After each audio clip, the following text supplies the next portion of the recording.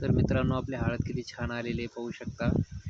आणि प्रगती थोडंसं खुरपणी करत आहे इकडे.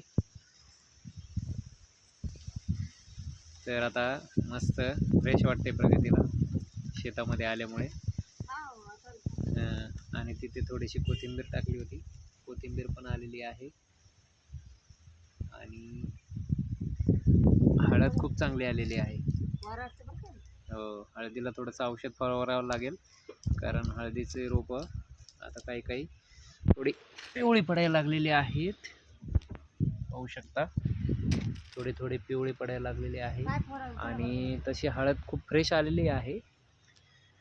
तर मित्रांनो, कमेंट करून सांगा हळदीला आता काय करावं लागेल, कारण हळद झालेली तर आहे खूप फ्रेश, पण काही काही पानं त्याची कीड लागायला लागलेली आहे, पिवळी पिवळी पडायला लागलेली आहे. तर कमेंट करून सांगा.